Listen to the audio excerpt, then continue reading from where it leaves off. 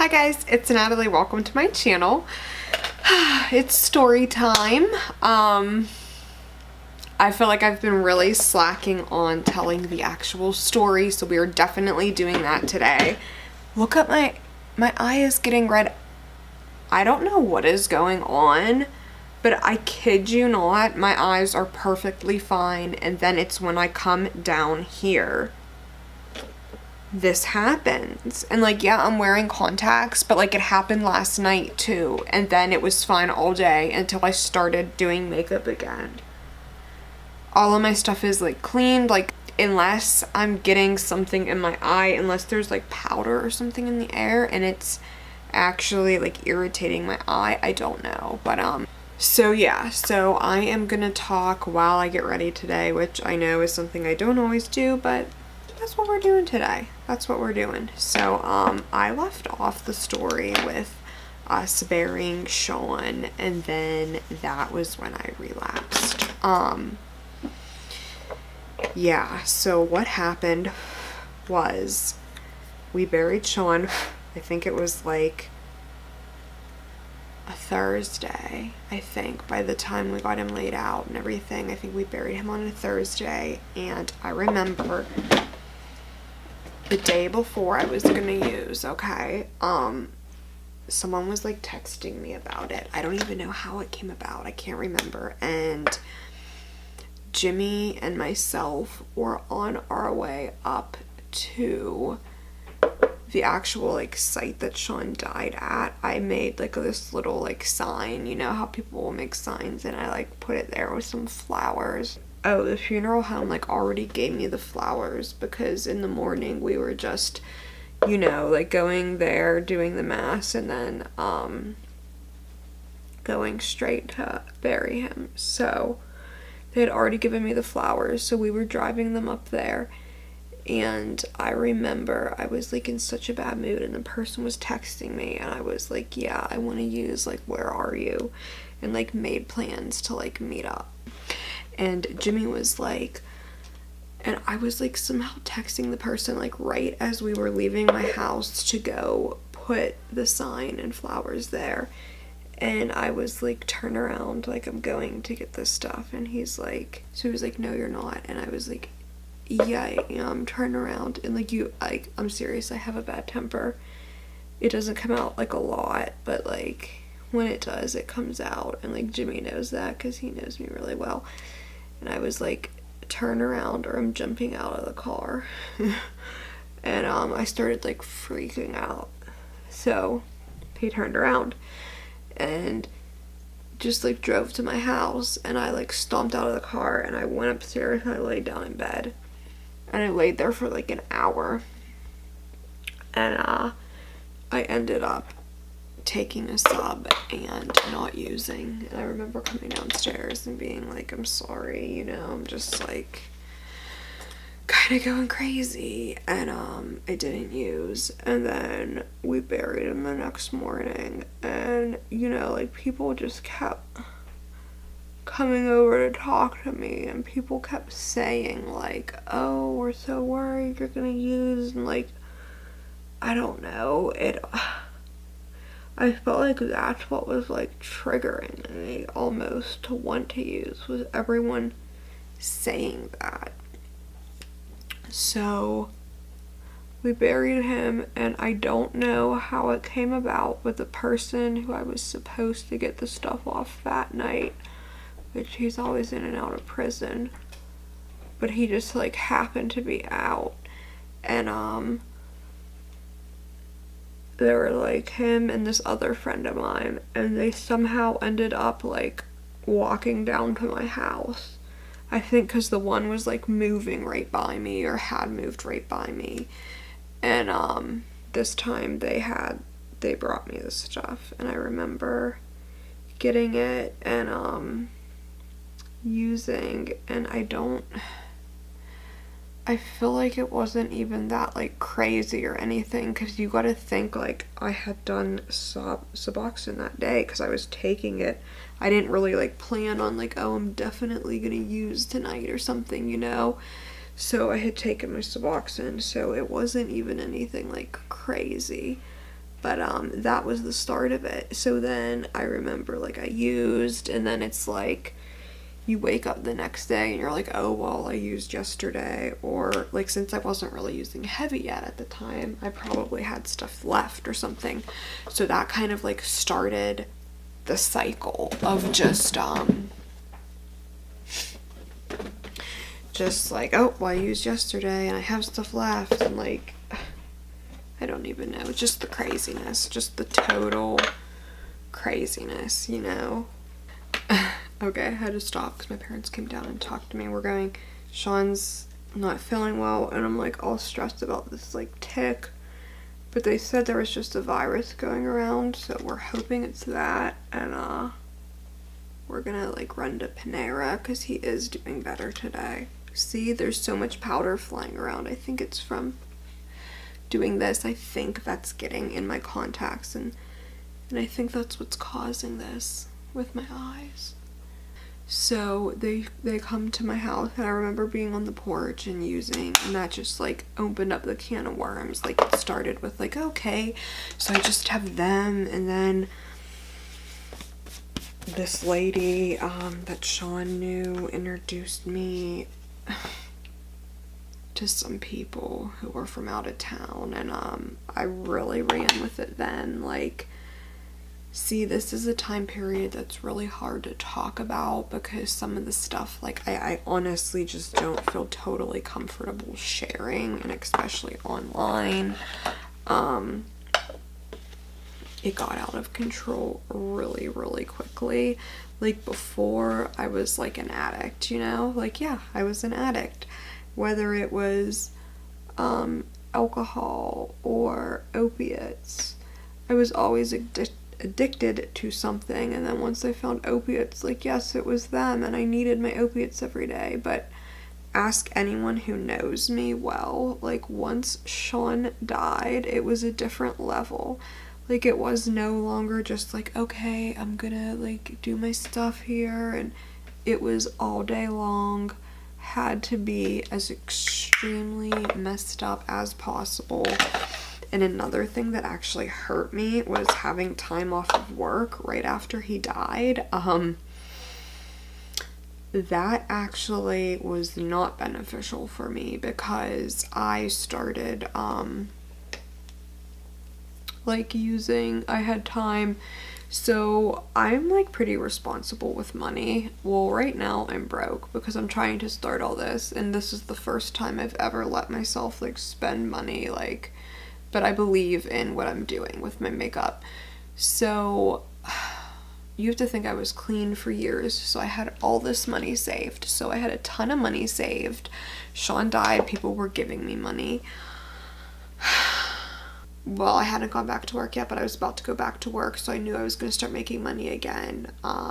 There were just, and then there were some other things too. I wasn't selling drugs, but like, I don't know.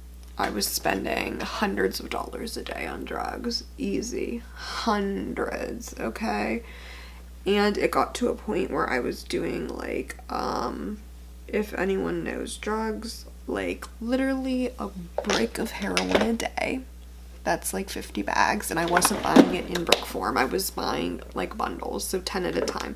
That's how, I'm saying, like, that's how much money I had. Like, just didn't even care, just being so careless. Like, I genuinely wanted to die at that time period in my life. 100% I did. And I genuinely wanted to die, and I was being so reckless. And then you know how it is, like, the longer you're using, the more people you meet, and like, these aren't people that are good influences on you, obviously. So it would be like, I don't know, I just kept making more connections, and then say I was like, it started out where like, when I was using, say I couldn't find stuff one day, or like say I had to go to work, I was gonna take subs instead, you know? But then it gets to that threshold where no, that's not an option. Like, you're not going to take subs instead, you're going to use, and you don't even have to worry because you've made so many darn connections at this point that you're always going to find stuff if A doesn't have stuff, B will have stuff, or C will have stuff, you know? And that's just how it gets. And this went on, and unfortunately I'm a functioning addict to the point that I can get away with using, and I'm not gonna like be stealing from my job or messing up so much that people notice. Like, do you know what I'm saying? Like, I'm able to hold it down. Honestly, my family didn't even know for the longest time that I had relapsed, because so this is how they found out. And I would say that this was so I relapsed end of August, and they found out maybe in December, or was it even after? It may have been after, honestly. And this was how they found out. So if anyone knows anything about this kind of stuff, when you're on Suboxone, okay, you can't like take your Suboxone and then take a sub after. Or you can't take your Suboxone and then use after. You're not going to feel it. But say I use and then take a Suboxone too soon after, it throws you into something that is called precipitated withdrawal. And for anyone who doesn't know what that is, it is hell. It is what withdrawal feels like, but magnified into like I don't know. They say it lasts different time frames for everybody. It's hell. That's what it is. It's hell. I thought that I was going to die. So I used to never have it happen. Like, I could dose my sub, or I could use and like wake up the next day and take my sub and be okay. Well, I don't know what order, like, I don't know when I used compared to when I took my sub. Oh wait, no, I do. I waited, because I had been using so heavy, I waited like a long time. Like, I used and then waited until like the next night to even dose, I think. And the only reason I was doing it was because I believe I had a drug test or something that I needed to like be clean for, probably at the Suboxone clinic. It was almost a full 24 hours I waited, and that's how much opiates I had in my system, that it still threw me into precipitated withdrawal. And I had never had it before. I thought I was dying. So I know I'm gonna get crap for this. So my son was asleep upstairs, okay? And I did have a roommate at the time. There was someone else living with me, but I don't think they were home yet at the time. So my son was asleep upstairs, and I remember like I couldn't even walk up the steps. I was like crawling, and I called my mom and I was like, I've been using, like, you need to come here right now. Sean's sleeping. I think I'm dying. Like, just going crazy. Okay, I'm back from Panera. Oh my gosh, it was so good. I'm obsessed with Panera. Like, I just love it. But so what do you think of my simple makeup look? I should start wearing my makeup out more often, because I like actually got clients. Like, all I did was go to Panera and I had people like, oh, I like your makeup. It was so nice. I gotta go to the place where like the young hip kids are, who want their makeup like blindingly crazy ridiculous, and then they're like, oh yeah, will you do mine like that too? But anyway, okay, I look like an idiot, so let's just put your hair back up, Natalie. Let's just take care of that right now. So anywho, where was I in my story? So I started using, this box. Okay, so I was like dying, and I was like, you have to come here right now. I'm dying. Sean's asleep upstairs. Like, all I could think was that I was dying and Sean was upstairs, and my mom needed to get there to like take care of him. That's all I could think about. Like, I remember like crawling up the stairs, like, oh my gosh, this is like so much more than just a little reaction, you know? And she got there, and I swear to God, I don't know if it was like the adrenaline or what, but when she got there, I was like stone cold sober, like looking around like, did I called you and said I was on drugs. I must have been someone else. Like, that's seriously how I felt. I'm like looking over and I'm like, okay, Natalie, where did you get these cute earrings at? That I've never worn because I haven't put earrings in for literally like 10 years other than little studs. Let's see what these look like.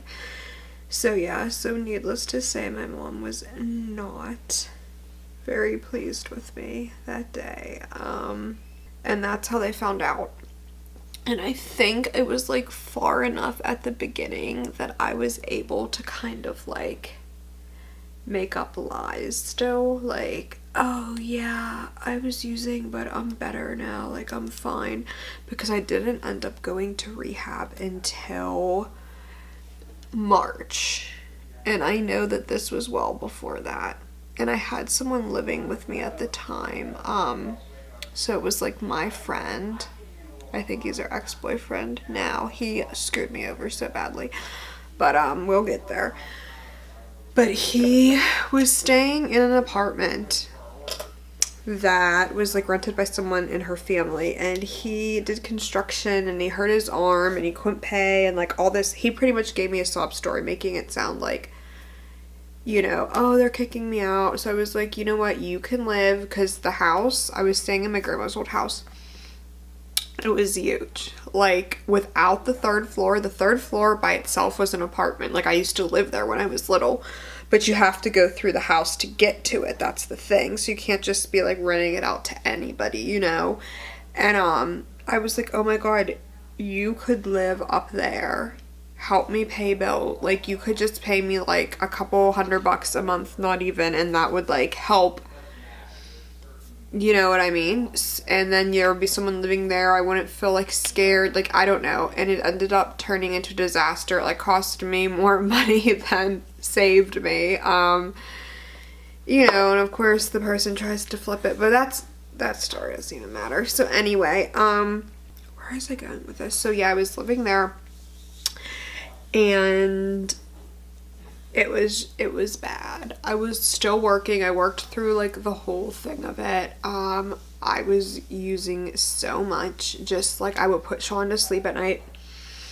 I was using all day, you know, obviously, and I would put Sean to sleep at night, and I remember like I would just like invite people over, and like I would just stay up all night and just be an idiot. And but I didn't really do anything, to tell you the truth. I just sat there for like, I feel like for like a year and a half, 2 years, or however long it was, I just sat there. Like, I did nothing. I didn't embarrass myself, like, because I did literally nothing but just sit there like this, and like this. It was a really bad time. I remember there were times like when I was in the kitchen and I was like, you know, I bet if I did enough right now I would just die. And like kind of thinking like, okay, that's what I want to do. And it didn't work, because like I don't know if I was like secretly like not wanting it to, or if my tolerance was really that high. I think it was like a combination of the two. It was just like I was working just to make money so I could use every night. My savings, everything dwindled so quickly. I would say I spent at least like $60,000 during the main chunk of that time. So like within 6 months maybe. I'm being dead serious. Like, I was spending hundreds of dollars a day. Like, it was sick. It was sick. Like I said, I never paid a bill late the whole time. I never once paid a bill late during that entire time. I don't know how. I don't know how, but I didn't. Listen, this is how we're gonna do this, okay? Because this time period was very extreme and it's very hard for me to talk about. This time period was actually when I don't know, I've talked about this before, how with drug addiction, like my whole life I was definitely an addict, but there was like this threshold almost that I crossed, and it was after Sean died, where it was like the point of no return. And I don't know if you understand that, but it was like before, yes, I was an addict and I needed my drugs, but something changed in me. And I think it happens for everybody at different times. It could happen at the beginning, the middle, the end. Like, it's different. It depends on the drug, the person. But for me, it happened after Sean died. And I lost all of myself. And it was at the very end. But that was when I finally lost all of myself to the addiction. And I would say now that's, oh my God, is that almost 3 years ago? 2 years ago, that's crazy. But this is how we're gonna do it, since this part is very hard to talk about. And yes, I do want to retouch my whole story like down the road when I really like know, like, okay, these are the things I can and do feel comfortable talking about, these are the things I don't. But why don't we do this for this part of the story, like the part where I was using heavy after Sean died, like before I got clean? Why don't you guys, if anyone has any questions or anything you want to know, we're gonna revisit this time period again next week. If there's anything you would like to know about or like me to go deeper into or anything like that, let me know and I'll answer some questions to the best of my ability, you know. But yeah, I think we're gonna stop here. I actually am gonna be filming before I leave for vacation next week's, so I'm gonna be filming it within the next couple days, probably over the weekend. So yeah, if there's anything you want to know, let me know within the next few days. And I'm gonna be putting out another video, at least one more, if not two, while I'm in Maine. So I have to figure out what they're gonna be. It might be a Marshall's haul or something that is easy, because I gotta clean this area up because it keeps irritating my eye. Like, I keep it really actually fairly clean, but like I'm confused as to what is irritating my eye. I cannot figure it out, and it's only when I'm down here, I swear. But anyway, you know the drill. Give this video a thumbs up, hit the subscribe button, check out my giveaway on my Instagram. It's the Kat Von D 10th anniversary palette. That's what it is this month. If you have any ideas for next month, of course, also let me know. I'm gonna go edit this. I'm gonna go put Sean to bed soon-ish, edit this. And I might do something tonight. Like, when I say do something, I mean like I like sit with a friend and we're like, just like nothingness. But I love it. But I feel like I really need human interaction. That's how I feel right now. Like, I'm just like, I'm going through it. I'm always going through it, but right now I'm going through it. Like, I need like somebody, you know? Yeah. All right. Bye.